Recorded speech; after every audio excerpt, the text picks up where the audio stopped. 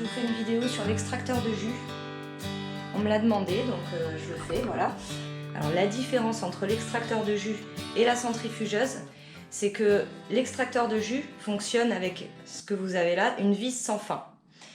Et en fait, ça reproduit la mastication, ce qui permet de conserver les vitamines contenues dans les légumes et les fruits. Ce qui n'est pas le cas de la centrifugeuse. La centrifugeuse, elle broie, donc en fait, elle détruit tout ce qui est bon dans les fruits et les légumes, d'où la différence de prix, notamment. Après, en termes d'utilisation, c'est pas plus compliqué qu'une centrifugeuse, et c'est pas plus compliqué non plus à nettoyer. Par contre, voilà, ça c'est un peu, à chaque fois, faut nettoyer. Il y a plein d'accessoires, donc. Alors, le bol, qui permet de, déjà, ce que je vais faire, c'est vous expliquer que il y a 10 ans, j'ai acheté un extracteur de jus de la marque Taurus. Je l'avais payé 150 €. Il a tenu 7 ans, peut-être même plus. Et avant de fumer. Et donc, je pensais que c'était de la qualité. Il s'avère que dans tous les avis que j'ai vus par la suite, puisque j'ai voulu racheter le même, les gens qui avaient acheté le Taurus l'ont gardé 6 mois, pas plus, pour la majorité. Alors je pense que on faisait partie des heureux chanceux. J'ai attendu que chez Lidl, ils fassent extracteur de jus. Parce que tout ce qui est électroménager Lidl, si vous ne le savez pas, c'est de qualité. Chez Lidl, tout ce qui est outils électroménagers, c'est vraiment de la bonne qualité. C'est allemand, hein. C'est produit en Chine, mais c'est le cahier des charges, c'est des ingénieurs allemands qui le développent. Et du coup, on a pris l'extracteur de jus chez Lidl à 60 €. 60 € seulement. Et il a une fonction en plus, il permet de faire de la glace, enfin des sorbets. Au début, je prenais ça plutôt pour un gadget, mais en fait pas du tout. Ça fait de super bons sorbets. Il suffit de prendre des fruits surgelés ou d'acheter des fruits, de les laver, les couper, les congeler.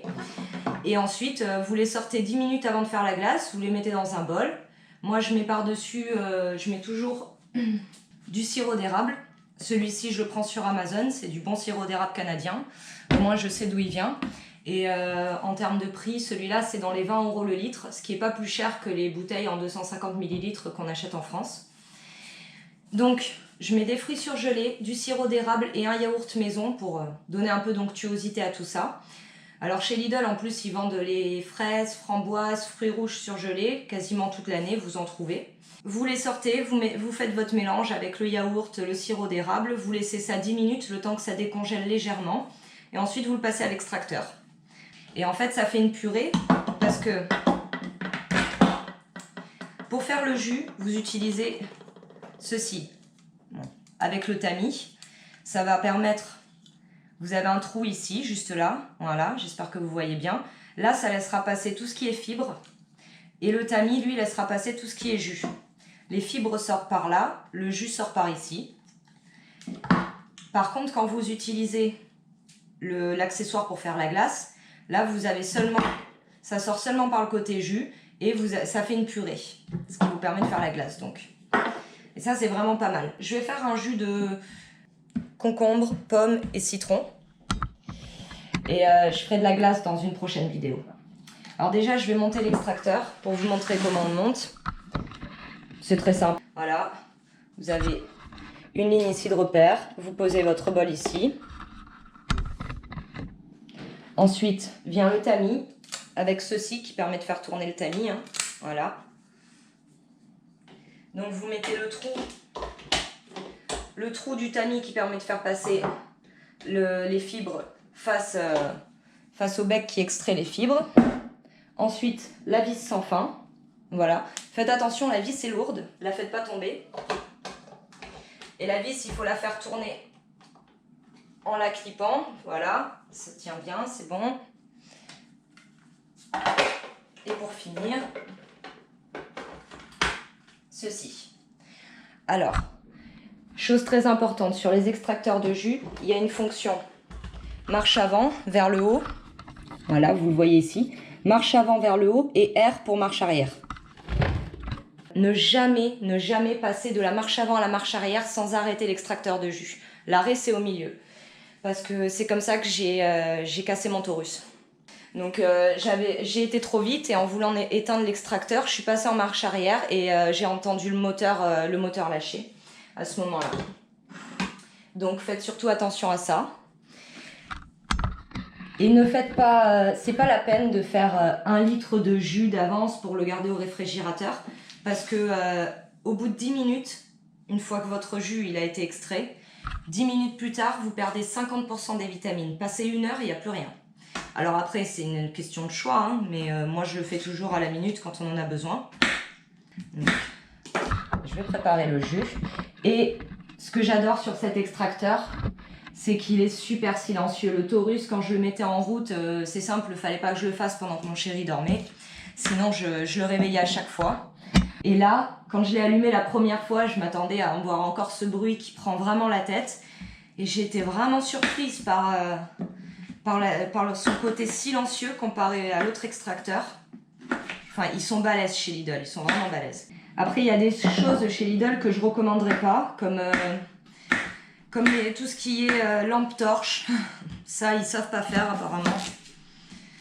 Elles fument toutes, celles que j'ai achetées chez Lidl, alors que celles que j'ai commandées directement en Chine il y a une dizaine d'années, elles fonctionnent toujours nickel.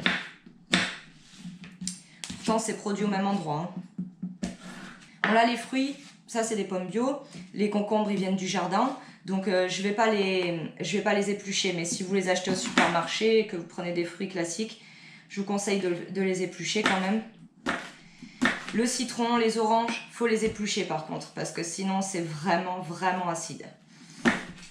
Donc alors chez Lidl, pour l'extracteur, il faut que vous surveillez sur le site lidl.fr, vous avez les catalogues en ligne.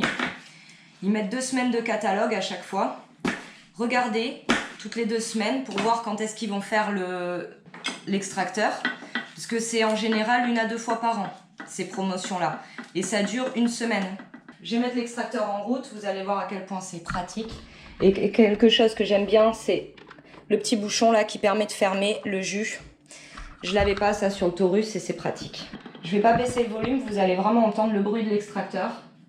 Si vous avez jamais entendu, vous allez certainement trouver que c'est bruyant, mais si vous avez un extracteur, un autre qui est un peu plus bruyant, vous allez voir la différence.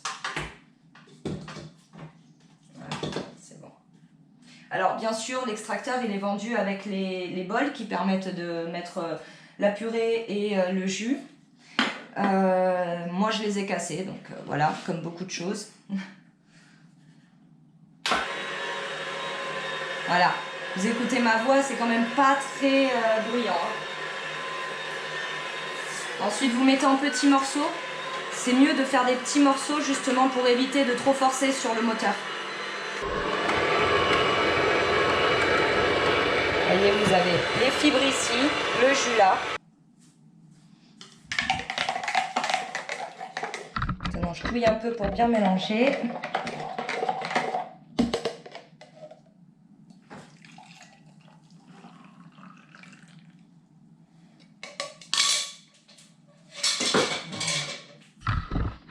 Jusque là, je faisais juste du jus de concombre. Enfin, en utilisant le concombre, je veux dire, parce qu'on fait des jus de tout. Mais là, je voulais tester avec de la pomme et du citron. On va voir. J'ai mis trop de citron. Enfin bon. Après, c'est des goûts. Hein. Alors, s'il y a un jus que je peux recommander, c'est ananas, pomme granny et kiwi. Alors ça c'est vraiment excellent. On en faisait tout le temps au début quand on a eu l'extracteur. On sent que ça fait du bien encore quand on boit ça, surtout le concombre. Et donc la partie la moins marrante, c'est nettoyer l'extracteur. Si vous voulez pas le nettoyer tout de suite, il faut au moins rincer pour pas que ça colle. Vous verrez si vous regardez sur internet, un extracteur de jus, c'est vraiment pas donné. Hein. Je sais pas combien ça coûterait aujourd'hui, mais à l'époque j'avais regardé avec de bons avis, tout ça. Enfin, c'était dans les 250-300 €. Bon, ça faisait pas longtemps que ça existait. Hein. Et on m'a demandé aussi de parler de ceci, l'appareil à mettre sous vide. Donc, pour la conservation, c'est top. Pour plein de choses, ça se conservera beaucoup mieux sous vide. C'est tout simple, on prend des poches qui sont faites exprès. Alors celui-ci, je l'ai pris sur internet. Où sont les poches? Elles sont là. Celui-ci, je l'avais acheté sur internet. Mais je l'ai payé, je crois, une quarantaine d'euros. Et chez Lidl, ils le font à 25 euros, si je me trompe pas. Et il doit être aussi bien. Hein. Donc les poches, pour que ça mette sous vide, c'est des petites poches avec... D'un côté, elles sont lisses, ici. De l'autre, elles sont gaufrées. C'est ça qui va permettre d'extraire l'air. Et sinon, ces poches-là, vous les achetez chez Lidl. Hein. Nous, on les prend tout le temps chez Lidl. Ils en refont tous les 2-3 mois. Sinon, il y a aussi les poches qui sont toutes lisses, comme celle-ci. Pas du tout gaufrées. Donc, elles ne permettent pas de mettre sous vide, mais au moins de sceller. Ce qui est mieux que rien. Là, j'ai rien à mettre sous vide, là, donc je vais pas le faire. Mais voilà, c'est simple. Hein. Il suffit de mettre comme ceci. Voilà. Et ensuite, vous fermez et vous avez vac seal. Vac, c'est pour évacuer l'air.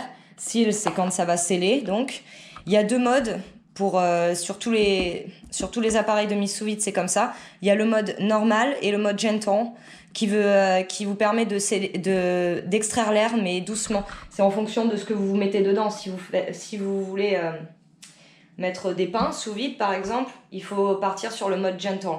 Ça vous évitera de tout détruire. Parce que moi, une fois, j'ai fait des pains boon, je les ai mis sous vide et j'ai oublié, je suis restée en mode normal et je me suis retrouvée avec des petits trucs comme ça, tout plat. Et pour la nourriture, il y a un mode dry et un mode moist. Moist, c'est pour tout ce qui est humide et dry, c'est pour tout ce qui est sec. C'est bien de choisir le bon mode parce qu'il va extraire en fonction. Le mode moist, en fait, vous allez voir le jus qui remonte le long de la poche. Et en fait, si vous êtes en mode moist, ça va s'arrêter à partir du moment où ça arrive avant l'endroit où ça scelle, où ça chauffe ici. Donc, c'est pour préserver votre appareil de mise sous vide. Si vous ne faites pas ça, vous risquez de faire rentrer de l'humidité dans l'appareil. Et voilà, vous voyez, ça fonctionne bien. Hein. Après, il y a des fois, ça ne le fait pas. L'air se re-rentre à l'intérieur de la poche. Ça, si c'est le cas, souvent, c'est que la poche a un petit trou à l'intérieur. Ça arrive. Donc voilà, juste un petit vlog pour vous parler de l'extracteur, de l'appareil à mise sous vide, comme on m'a demandé. Vu que la saison est en train de ralentir, je vais peut-être poser un vlog tous les 3 jours à partir de maintenant. Peut-être ce sera 3 jours plus tard pour le prochain. Voilà, allez, à bientôt!